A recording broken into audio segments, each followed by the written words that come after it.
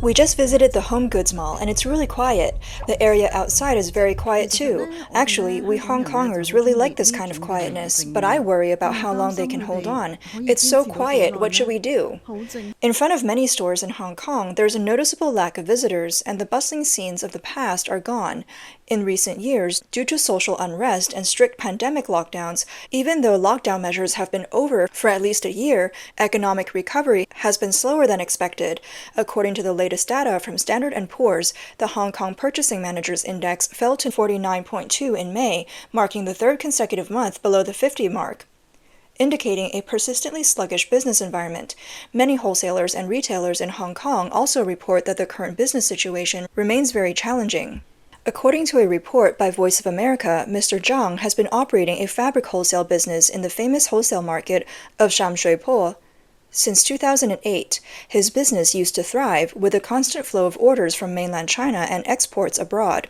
However, as production costs in mainland China have risen and Western brands have shifted garment production to Southeast Asia, combined with a continuous economic downturn in mainland China, overall consumer demand has significantly decreased, leading to a substantial reduction in fabric wholesale market demand.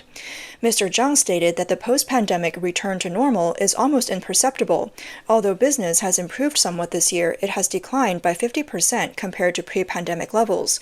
Previously, his business income was enough to sustain his livelihood, but now the situation is really bad. The overall economic environment is poor, many long-term customers have been lost, and some have even gone out of business, resulting in a significant decline in Mr. Zhang's business.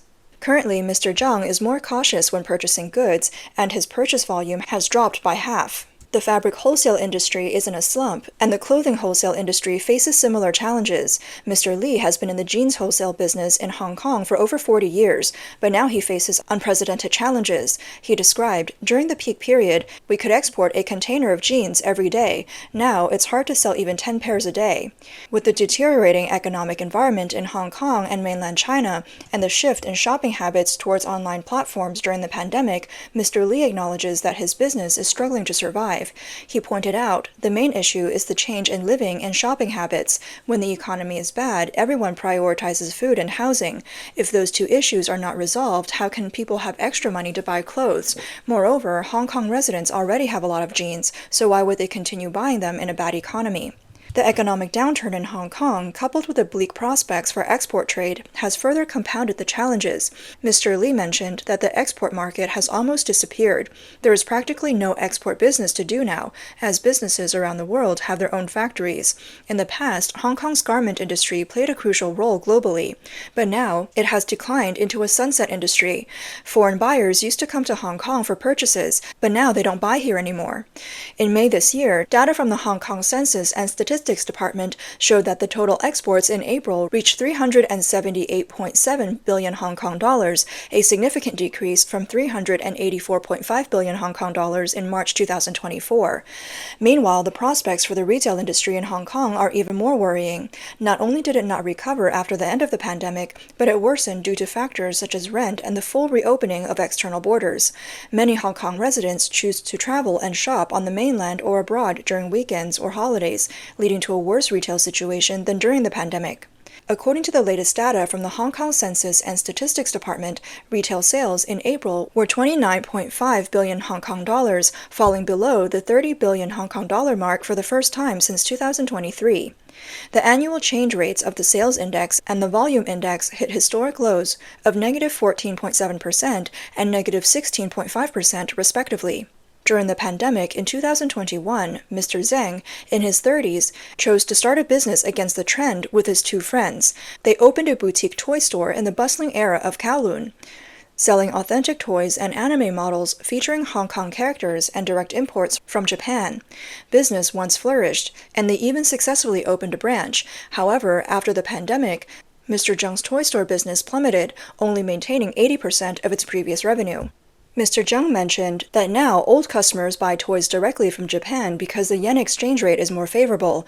Prices abroad are cheaper than in Hong Kong, so how can business not decrease? In the past, people lined up before the store opened at 11 a.m., asking when it would open, but now, even on Saturday at noon, there are almost no people shopping outside. Previously, sales at noon could reach 500 or 600 Hong Kong dollars, but now it's only a bit over 100 Hong Kong dollars. Actually, sales are low at any time of day. One Wednesday, sales were only 500 Hong Kong dollars for the whole day, which is not enough to pay one person's wages. Mr. Zheng stated that since he recently signed a new 2-year contract with the landlord, he can only continue to observe the development in the next 2 years before deciding whether to continue operating. Earlier, on March 15th, the large food chain store, Dachang Food Market, announced that due to uncertainties and various operational challenges, it decided to terminate its food market business and close its existing 28 retail stores. Dachong Food Market mainly sold frozen foods, and at its peak 10 years ago, it had about 90 branches across Hong Kong. Over the past decade, the number of branches has reduced by more than 2/3. Hong Kong's catering industry has also been declining since the Lunar New Year in February. Kato Ya, a Japanese beef bowl restaurant that has been in business for about 8 years, closed all 4 of its branches at the end of March. Cam's Roast Goose, founded by the descendants of the famous roast goose restaurant Yung Ki in Central, also closed in mid-March. The political column Li Xianzhi in Hong Kong's newspaper Ming Pao on March 15th quoted information that since the middle of last year, Hong Kong people have been flocking north to spend money, and this trend continues. For example, on the weekend of March 9th, 370,000 Hong Kongers left the city, with over 340,000 heading north. On the same day, only about 140,000 tourists entered Hong Kong, with more than 100,000 being mainland Chinese, meaning 3 times as many Hong Kong people went north compared to mainland tourists coming south. The column noted that the net outflow of Hong Kongers has left the city's food and retail industry struggling, with insiders privately estimating that about 3,000 restaurants could close in the near future, accounting for about 10% of the approximately 30,000 licensed food businesses in Hong Kong. Ben Leung, the founding president of the Hong Kong Licensed Bar and Club Association, told Voice of America that the wave of restaurant closures is mainly because, after the border reopened last year, most Hong Kongers have been going to nearby places like Shenzhen to spend money. He noted that the government introduced many measures simultaneously, such as Hong Kong cars going north, along with the mainland's return policy to normalcy and the higher cost-effectiveness of spending there compared to Hong Kong. Additionally, with the financial and real estate sectors in Hong Kong not doing well over the past year, even those with money prefer to spend it where they can get more value. Thus, many Hong Kongers have chosen to spend money in mainland China. Leung added that before the COVID-19 pandemic in 2020, Hong Kong's nightlife was indeed vibrant, earning the city the nickname Pearl of the Orient. However, during the pandemic, the authorities stigmatized nightlife, making citizens feel that going out at night might spread the virus or even break the law. This severely hit Hong Kong's night economy. Even now, as the government promotes night festivities to revive the economy, various departments continue to inspect bars, significantly impacting business. Leung also mentioned that Hong Kong has faced various shocks in recent years, including social movements and the pandemic. Consequently, many middle-class Hong Kongers have left, possibly emigrating to the UK, some due to political reasons, and many to provide better education for their children. The UK government's BNO 5+1 visa policy allows children to access public services and local tuition rates. Many friends and business owners have moved to the UK for their children's education, closing their businesses in Hong Kong. This group once represented a significant portion of Hong Kong's consumer base. Data released by the Hong Kong Census and Statistics Department in March this year showed that for the 3 months ending January 2024, compared to the previous 3 months, the seasonally adjusted value of total retail sales fell by 3.2%, while the seasonally adjusted volume of total retail sales fell by 3%. According to a March report by China's Securities Times, industry insiders in Hong Kong's catering and retail sectors have stated that Hong Kong retail is facing unprecedented challenges.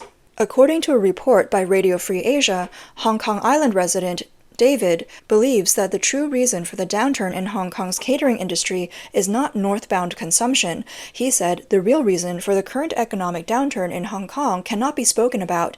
Why are there no Japanese or foreign tourists in Hong Kong? Because they fear the national security law and feel that Hong Kong is no longer fun." David mentioned that he personally does not go north to shop, and Hong Kongers with concerns about food safety in mainland China also do not go north. Northbound consumption is more attractive to new immigrants and low-income groups, and the current public opinion overemphasizes the impact of northbound consumption. A Hong Kong current affairs commentator living in the United States named Cheng Xiang believes that the more significant reason behind the downturn in Hong Kong's catering industry and economy is related to the political environment. He said, "I think the biggest problem in Hong Kong is now the political repression. For example, many bookstores and performance groups are hindered in every possible way, preventing them from operating normally. The entire governing force and law enforcement are focused on political repression." He added that Hong Kong's economy is suffering from the impact of political repression. Now that Article 23 of the Basic Law has been passed, government departments must focus on national security. As a result, every government department, whether it's the tax office or customs, has to allocate significant resources to suppress so-called yellow shops and yellow economic circle institutions. This is a major trend. Yellow shops collectively refer to shops that are sympathetic to the pro-democracy movement. After the anti-extradition movement began, Hong Kongers classified shops based on their political stance, calling those that supported the movement yellow shops. Many participants and supporters of the protests specifically went to yellow shops to spend money, forming what was known as the Yellow Economic Circle. In recent years, yellow shops have faced pressure and harassment from authorities, leading many to close down, which has drawn widespread attention. Cheng Xiang stated that one explanation for the lackluster consumption in Hong Kong is that the middle class, who have spending power, are emigrating in large numbers, but he believes this is only a superficial reason. The reason for the emigration wave is that Hong Kong's political functions have been destroyed. Hong Kong used to highly value freedom of speech, freedom of the press, freedom of expression. Now, all these freedoms have been stripped away.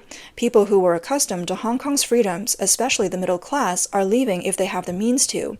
Multiple Hong Kongers have mentioned the impact of the political environment on the catering industry. A person who has frequently traveled between Hong Kong and the U.S. and has lived in both Kowloon and Hong Kong Island said that under the high-pressure political environment, people are less willing to dine out. They said, for example, friends who haven't seen each other for a long time used to talk about anything. Now, when we go out to eat, we're very cautious, avoiding political topics to prevent misunderstandings due to the national security law. It feels like there's a shadow over our heads. Last year, when I went back, I would look around for cameras when eating with friends, and even if we spoke, it was very vague. They added that in this situation, people prefer to gather at home. It's not that they never go out to eat, but the atmosphere for dining out and chatting has been affected, making it less comfortable and enjoyable. If the home is big enough, they'd rather meet at home. This year, when they go back to Hong Kong, some friends suggested eating at home, and they agreed, feeling it's better to eat at home without having to accommodate others. They talked about the fear people have of dining out under Hong Kong's high-pressure political environment. If you go to some hotels for lunch or afternoon tea, it's even harder to talk because you know there are cameras watching. Restaurants have noticeably fewer people, possibly because of the shadow, making it less easy to speak freely. Under the influence of the pandemic and the political environment, shop prices in Hong Kong have plummeted. According to a report by Hong Kong Economic Journal, a Hong Kong netizen posted on the Facebook page Hong Kong Shop News Concern Group. His post said that his father transferred to him a shop valued at over 12 million Hong Kong dollars in 2018. He thought he could collect rent every month and live worry-free. However, after the impact of the COVID-19 pandemic, the shop's price dropped so much that even selling it for 7 million Hong Kong dollars couldn't attract buyers. This netizen had to continue holding on to his shop because rising interest rates meant that he had to pay 26,000 Hong Kong dollars per month for the loan. He revealed that the shop remained vacant for a year during the pandemic and was only rented out last year. Although he receives 15,000 Hong Kong dollars in rent per month, it still doesn't cover the entire loan. To make up for the loan shortfall, he has to work extra jobs every month. Facing the pressures of the loan, he posted online asking for advice, wondering if he should cut his losses and sell the shop at a reduced price or continue holding on to it and wait for property prices to rebound. His post garnered much sympathy. The report from Hong Kong Economic Journal highlighted that in recent years, social instability in Hong Kong, strong competition from e-commerce and mainland China's consumer market, and rising US dollar interest rates have caused shop prices in many urban areas to drop by 60% to 70%, leaving many shop owners with heavy loan burdens. On April 26, accounting sector legislator Edmund Wong told the Hong Kong legislature that over 20,000 companies had been deregistered in the first quarter of 2024, a more than 70% increase compared to the same period last year. Stephen Roach, the former chairman of Morgan Stanley Asia, who earlier this year wrote an article in the Financial Times claiming that Hong Kong is over, reiterated 3 points from his article during a lunch talk at the Hong Kong Foreign Correspondents Club on June 5th. These points are the fundamental weakening of Hong Kong's economic foundations, the seemingly intractable conflict between the US and China, and the reduction of Hong Kong's political autonomy since 2019. Roach pointed out that as the political and economic ties between Hong Kong and mainland China become closer, it's difficult for Hong Kong to formulate policies independently. In his speech, Roach cited economic data from the past few decades, arguing that the economies of Hong Kong and mainland China, whether in terms of trade, capital, or labor flow, are slowing down simultaneously. When the Chinese economy performs poorly in the foreseeable future, Hong Kong's economy is likely to struggle as well.